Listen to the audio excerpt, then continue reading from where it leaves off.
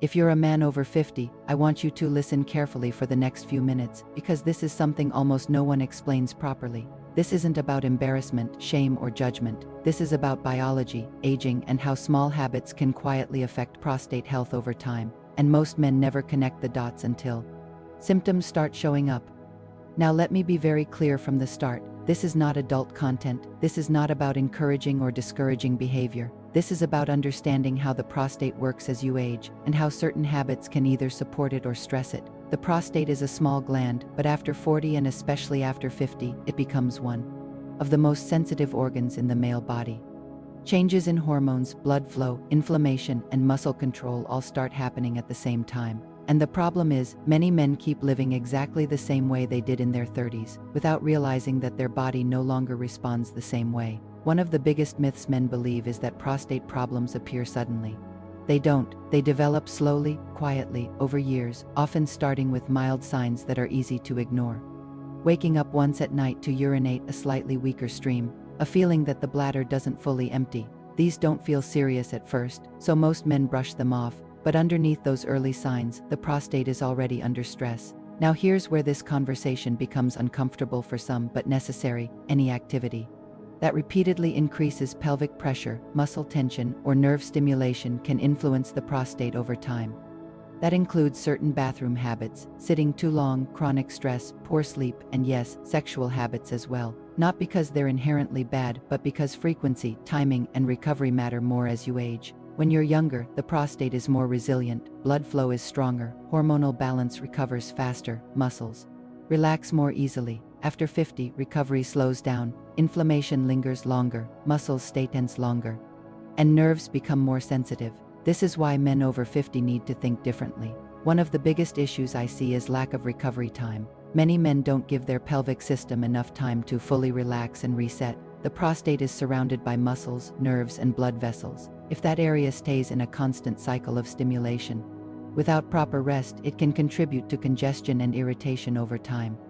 This doesn't mean never do this or always do that. It means your body is giving you feedback and you need to listen to it. Another factor most men don't realize is timing. Activities done late at night, especially before sleep, can affect prostate symptoms the next day. Nighttime pelvic stimulation combined with poor sleep increases cortisol, disrupts hormonal balance, and can worsen urinary symptoms in the morning.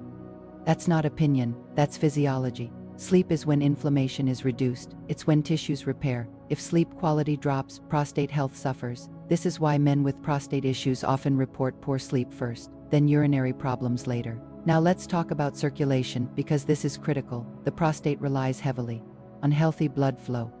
Sitting for long periods, tight clothing, dehydration, and lack of movement reduce circulation in the pelvic region. When circulation drops, inflammation rises, and when inflammation rises, the prostate enlarges or becomes irritated more easily. This is why simple habits like light daily walking, hydration, and gentle stretching can make a noticeable difference, not because they cure anything, but because they support blood flow and muscle relaxation.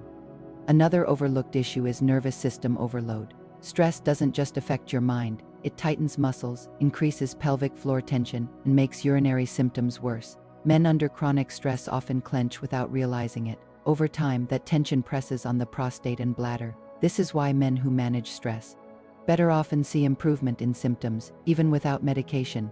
Now let me address something important. There is no one behavior that automatically damages the prostate. What matters is balance, frequency, recovery, and overall lifestyle. Problems arise when multiple stressors stack up at the same time. Poor sleep, dehydration, long sitting hours, high stress, and no recovery. That combination is what pushes the prostate into trouble. The good news is, the prostate responds well to positive changes. Even small adjustments can reduce symptoms significantly within weeks. Improving hydration, prioritizing sleep, reducing late-night stimulation, adding light movement, managing stress. These are not dramatic changes, but they are powerful. Men often ask whether avoiding certain habits completely is the answer.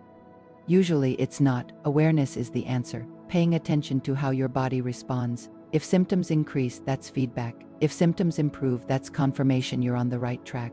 One thing I strongly encourage men over 50 to do is stop ignoring early signs. Difficulty starting urination, weak flow, dribbling, nighttime, bathroom trips. These are not just normal aging. They are signals, and addressing them early can prevent bigger problems later. Also, don't self-diagnose based on fear. Not every symptom means cancer. In fact, most prostate issues are benign and manageable, but they should be monitored. Regular checkups matter. PSA tests, physical exams, and honest conversations with a doctor can catch issues early. Avoiding the topic doesn't protect you, information does. Another mistake men make is relying on extreme advice online, either panic-driven warnings or unrealistic promises. Prostate health isn't about extremes, it's about consistency. If you're over 50, your goal should be reducing inflammation, supporting circulation, and allowing recovery. That's it. Everything else is noise. And here's something rarely said: your prostate health affects your confidence, energy, and quality of life more than you realize. Men with severe urinary symptoms often limit travel, social events, and even relationships. Preventing that is worth taking seriously now. So if you take one thing away from this video, let it be this: your prostate doesn't suddenly fail. It responds to how you treat your body over time. Small habits matter more after 50 than they ever did before. This conversation isn't about fear, it's about awareness, and awareness gives you control. If this video helped you understand your body better, make sure to like it so more men see it. Subscribe for more clear, honest discussions about men's health, aging, and prevention. And remember, taking care of your health now is one of the strongest decisions you can make for your future.